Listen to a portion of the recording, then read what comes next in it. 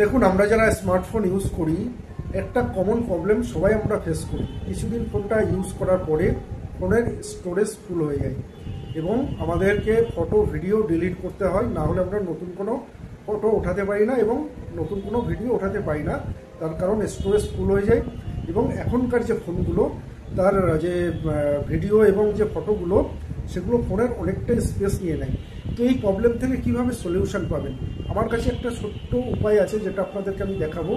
সেই উপায়টা আপনারা যদি অ্যাপ্লাই করেন আপনাদের এই প্রবলেমটা আপনাদের ফেস করতে হবে না। তো চলুন কিভাবে করতে হবে আমরা দেখে নিই। ভিডিওটা ভালো লাগলে অবশ্যই শেয়ার করে দেবেন সবার মধ্যে, আর ভিডিওটা সেভ করে রাখবেন। পরবর্তীতে যদি আপনি না করতে পারেন ভিডিওটা দেখে নিজেই করে নিতে পারবেন। তো চলুন দেখি কিভাবে এটা আমরা করবো। সেটি দেখুন, স্টোরেজ প্রবলেম থেকে সলিউশন পেতে গেলে আপনাকে কি করতে হবে, আপনার ফোনে যে গুগল প্লে স্টোর আছে ওটাকে ওপেন করতে হবে। আমি করে নিচ্ছি।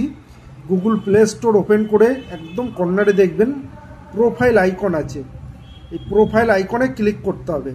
করার পরে নিচে আসার পরে দেখবেন এখানে সেটিং আছে, সেটিংয়ে ক্লিক করতে হবে। সেটিংয়ে ক্লিক করার পরে ফার্স্ট যে অপশানটা দেখবেন জেনারেল, এই জেনারেলে আপনাকে ক্লিক করতে হবে। ক্লিক করার পরে দেখবেন এখানে একটা অপশান আছে অটোমেটিক্যালি আর্কাইভ অ্যাপ। এটাকে যদি অন না করা থাকে আপনার ফোনে, যে এটা দেখুন, যদি অন না করা থাকে তাহলে এটাকে অন করে দেবেন।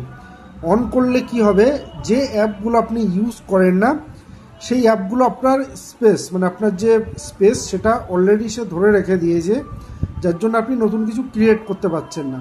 তো আপনি এটাকে আর্কাইভ করে রাখলে কি হবে, যে স্পেসটা সে অলরেডি ধরে রেখেছিল সেটা রিমুভ হয়ে যাবে, আপনি ফ্রি হয়ে যাবে, আপনি ওটাকে ইউজ করতে পারবেন। আপনার কোনো ফাইল ডিলিট করতে হবে না, কোনো ফটো ভিডিও ডিলিট করতে হবে না। ভিডিওটা ভালো লাগলে অবশ্যই শেয়ার